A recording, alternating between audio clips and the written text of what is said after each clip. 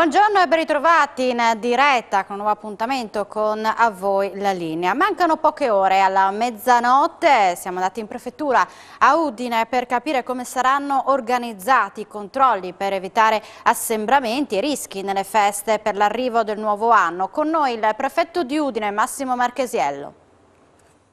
E vediamo quali saranno i controlli e la modalità dei controlli delle prossime ore proprio con la fine dell'anno e l'inizio del nuovo anno, un momento particolare e delicato anche per quanto riguarda gli assembramenti.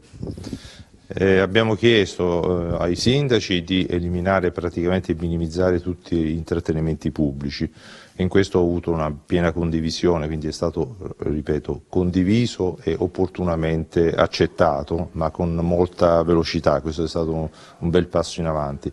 Questo ci consente di destinare poi i controlli da parte delle forze dell'ordine e anche delle polizie locali agli intrattenimenti privati, che sono l'altro punto un po' vulnerabile di questa situazione.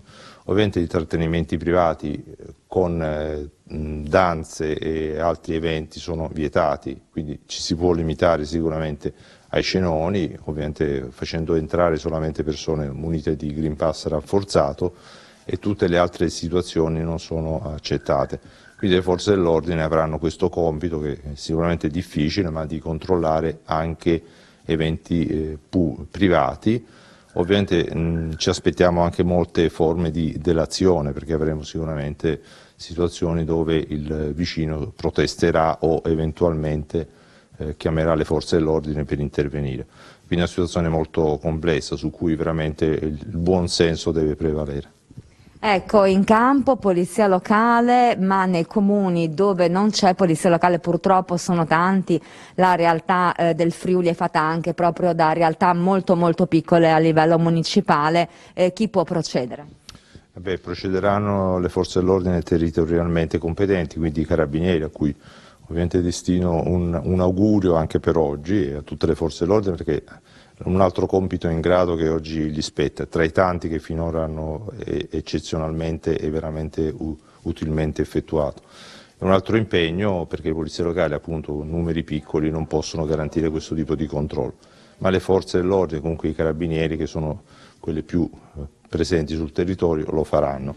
Ho già anche parlato stamattina col comandante provinciale e in questo mi ha assicurato interventi e controlli anche preventivi dove ci sono eventi privati che stanno organizzando e su cui ovviamente una prima avvertenza è sempre stata utile dare.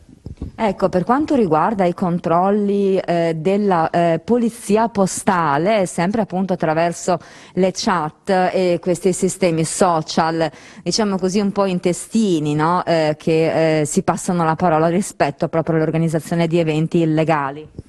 Sì, sappiamo benissimo che appunto la Polizia Postale in questo senso sta monitorando già da tempo le situazioni e quindi il collegamento, abbiamo fatto anche recentemente una riunione tecnica, è più che mai opportuno darlo.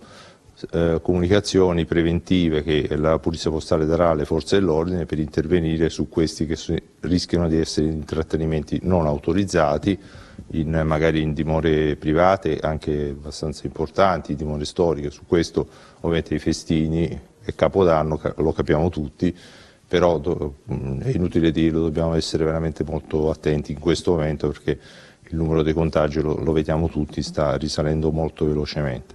E soprattutto l'invito, che a questo punto mi sembra opportuno farlo, è per il richiamo alla terza dose, che la vaccinazione ci riesce veramente a superare forse questo momento. Questo credo che sia il momento di trapasso a una situazione migliore, però dobbiamo essere molto attenti e a capire subito quali sono le regole. Allora approfittiamo anche noi di ringraziare il signor prefetto di Udine, Massimo Marchesiello, per la sua disponibilità insieme al suo staff e un buon servizio a tutte le forze dell'ordine, a chi opera nell'emergenza, a chi opererà nell'emergenza in senso più ampio in questa notte di fine anno. E da Udine arriva anche l'invito alla massima cautela da parte dell'assessore comunale Maurizio Franz. Sentiamolo al microfono di Paola Treppo. Sì, e ci siamo quasi, insomma, mancano poche ore all'accensione dei fuochi nel cuore di Udine in piena sicurezza, Assessore Franco.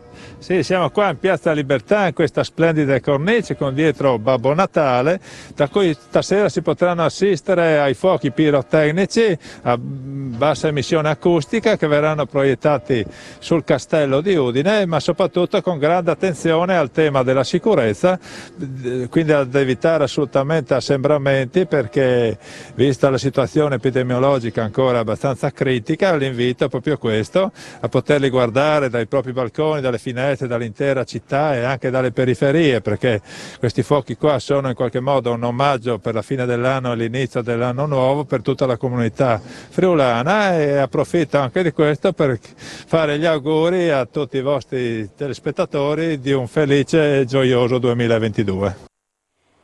Intanto però scoppia la guerra dei pignarui, perché a Pagnacco i divieti proprio non vanno giù, lo dice Sergio Freschi, presidente dell'Associazione Sostenitori Tradizioni Friulane della Cittadina, che non usa mezzi termini. Questo pignarullo in un modo o nell'altro sarà acceso. Ci colleghiamo quindi con Isabella Gregoratto da Pagnacco. Un saluto ai nostri amici telespettatori, mi trovo a Pagnacco, alle mie spalle vediamo il pignarul che attende solo di essere acceso nel giorno dell'Epifania. C'è qualcuno che dice lo accenderemo lo stesso, anche se praticamente c'è il divieto di fare manifestazioni, eventi. I pignarui in sostanza sono vietati ed è concessa solo l'accensione del Pignarul Grant a Tarcento. Sono con Sergio Freschi, che fa parte dell'Associazione Sostenitori Tradizioni Friulane di Pagnacco. Questa associazione è dal mese di ottobre che sta lavorando per questo Pignarul. Assolutamente. Noi abbiamo iniziato il 15 di ottobre, dopo aver fatto la richiesta all'università per poter costruire il Pignarul Falò sul terreno di loro proprietà, e avuta la conferma, come annualmente ci viene fatta, della possibilità di costruirlo, siamo partiti con i lavori, confidando in un miglioramento della situazione. E comunque quello che lei rileva è il fatto che a Tarcento si può fare, e qui neanche mantenendo praticamente tutte le distanze di sicurezza o tenendo chiuso, praticamente evitare di far partecipare la popolazione all'evento, all'accensione.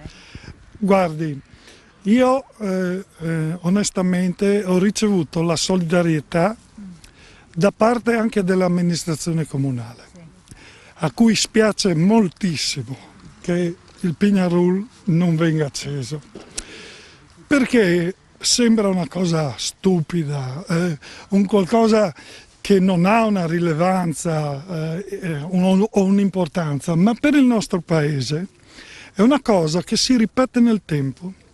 Io quando penso al Pignarul penso a un signore, mi emoziono, penso a un signore proprio qui a basso, che lo faceva ed era stato nei campi di concentramento.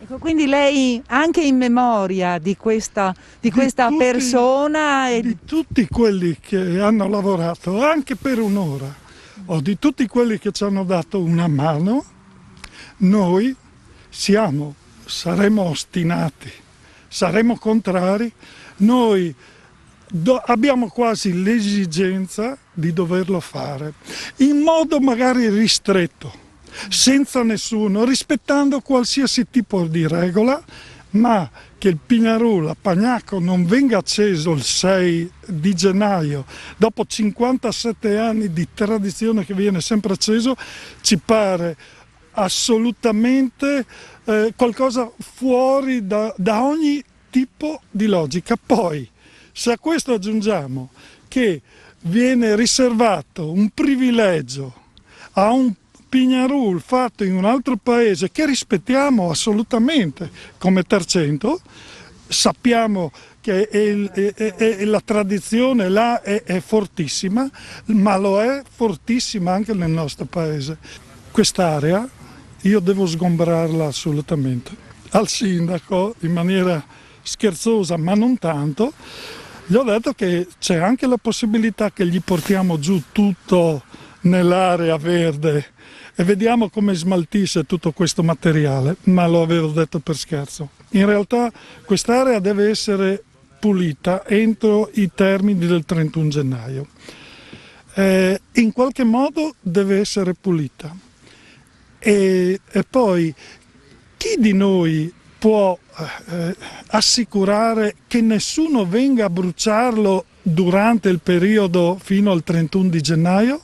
Perché a Pagnacco, bisogna ricordare anche questo, sono stati ben 3 volte il nostro Pignarul è stato bruciato in anticipo da persone che hanno voluto farci questo sgarbo, e per dire quanto è radicata la tradizione in questo paese, le posso dire che noi abbiamo fatto i 3 Pignarul che ci hanno bruciato in un giorno solo, con l'aiuto di tutti. Quindi vedremo che cosa accadrà proprio il giorno dell'Epifania. Chissà se questo Pignarul, ad opera di qualcuno anonimo, prenderà fuoco. Staremo a vedere. Noi intanto andiamo in pubblicità, ci vediamo tra poco, da voi la linea.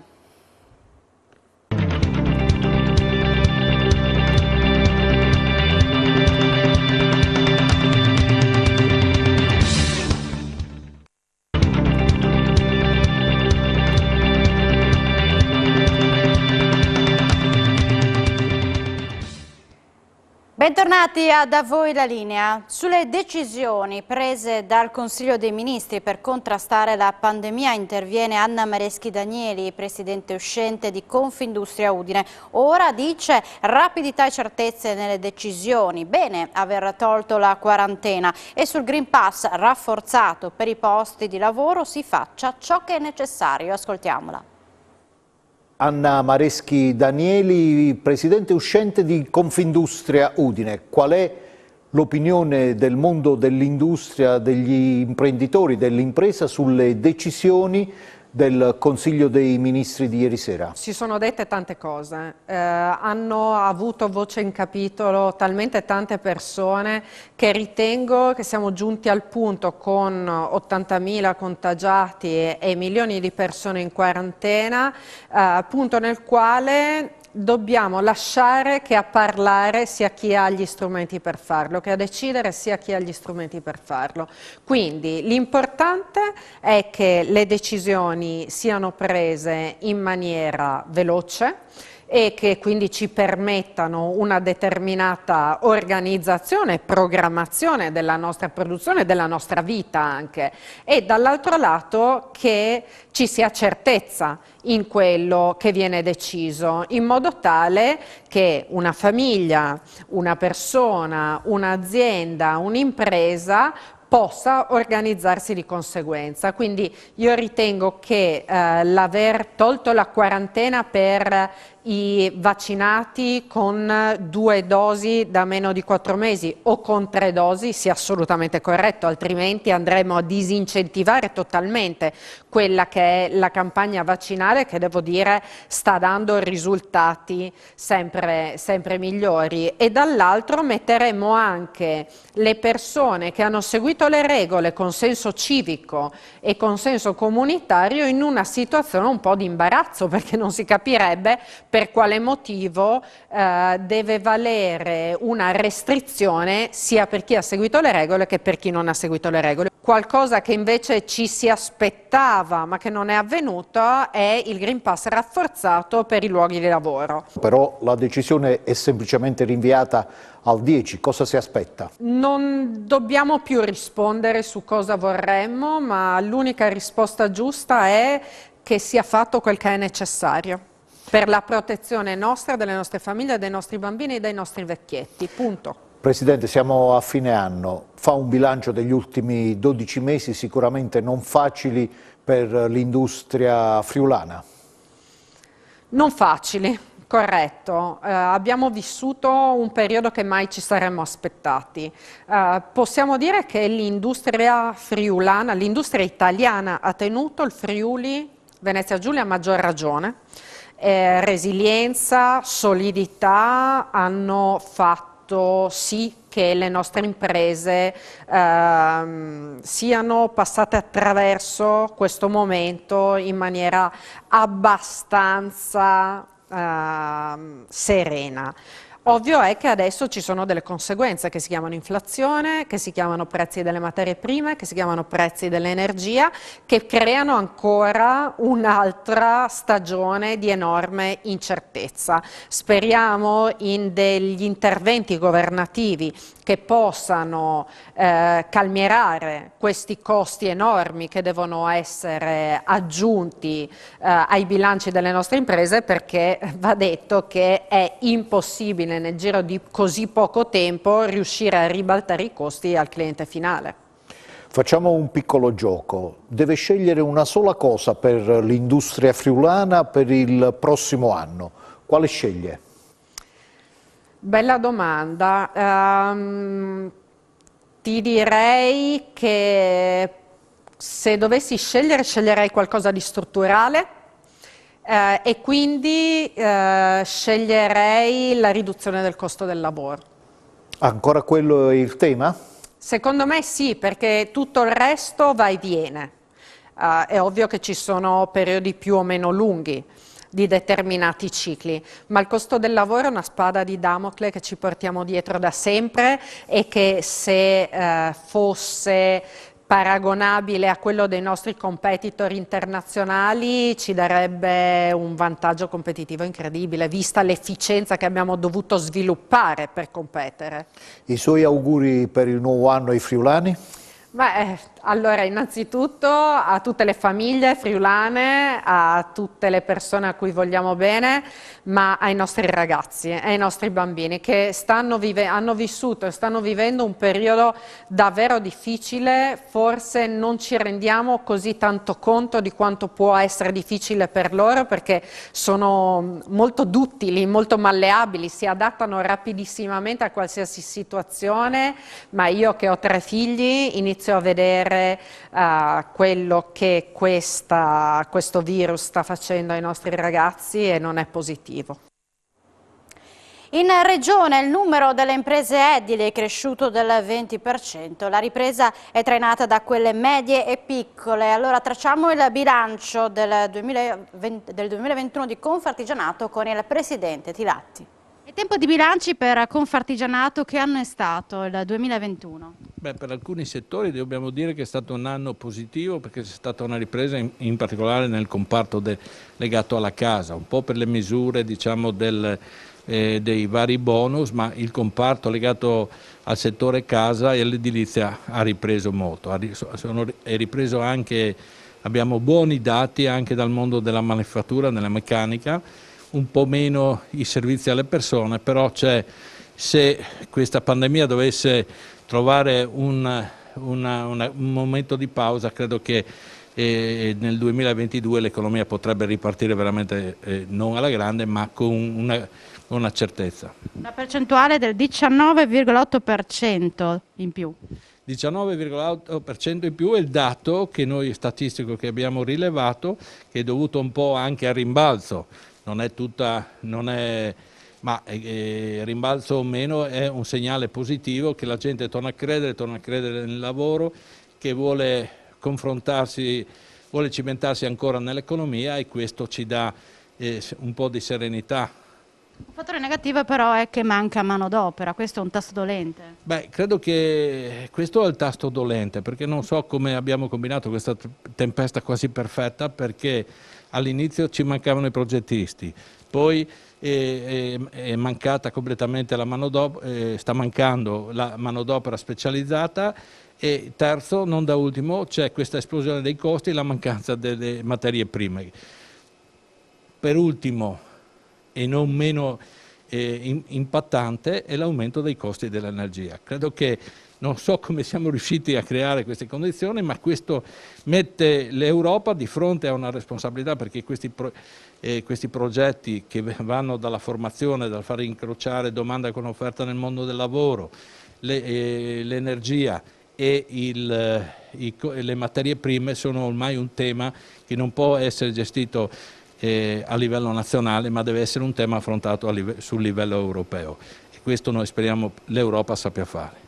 Quali sono dunque le aspettative per il 2022 per Confartigianato? Per noi le aspettative sono quelle di trovare delle soluzioni per un rientro morbido dalle moratorie fiscali, e che quei temi di cui abbiamo parlato prima trovino una soluzione, che quindi il lavoro c'è, e se tutte queste cose vanno nel verso giusto, l'economia riprenderà e riparte, ancora una volta le piccole imprese, il mondo dell'artigianato sarà protagonista nella resistenza prima e nella ripartenza nel 2022.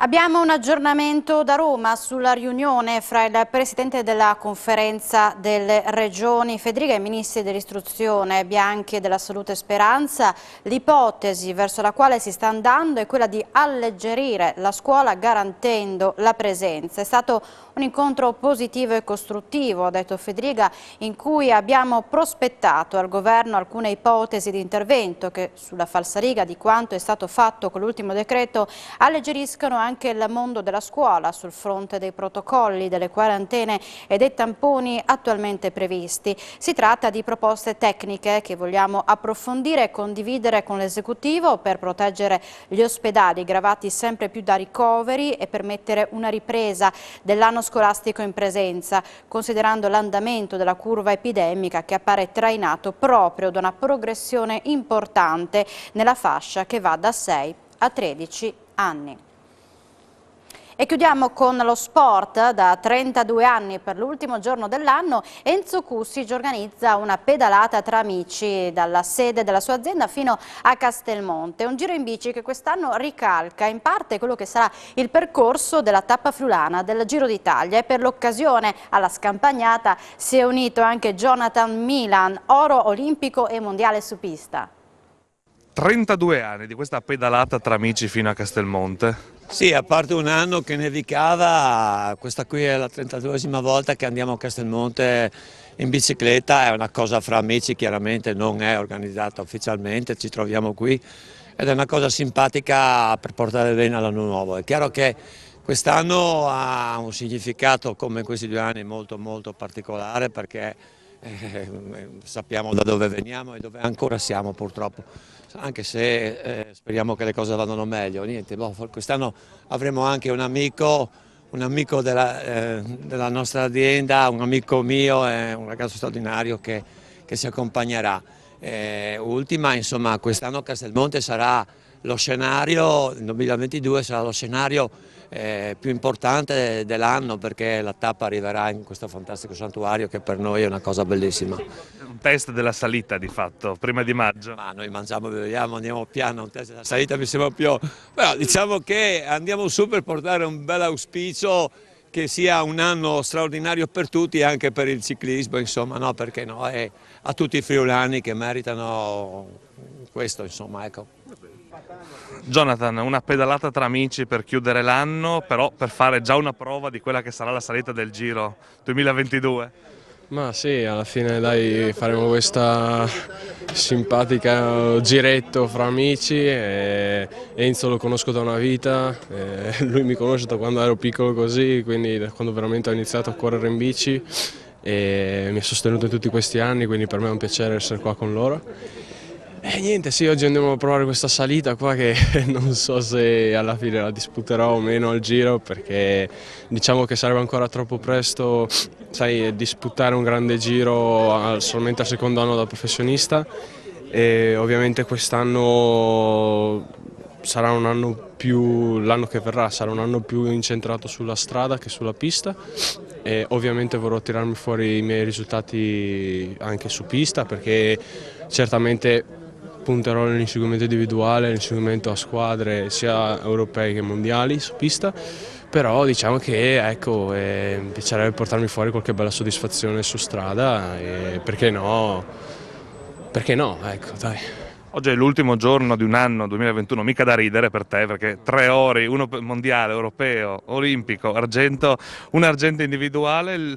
Se dovessi scegliere un momento di quest'anno, uno solo, che ti porterai sempre nel cuore, qual è? Ma penso l'oro olimpico, penso che sia quello più scontato, però è quello che mi ha dato più emozioni, quello con cui è stato il mio grande focus di questa stagione, arrivarci pronto, sono arrivato pronto, siamo arrivati tutti pronti, quindi è stato veramente un lavoro di squadra e penso che il lavoro di squadra sia quello che mi ha ripagato più di tutto. Ecco. A voi la linea termina qui, ma l'informazione ritornerà in diretta alle 16:30. Grazie per l'attenzione e buon pomeriggio.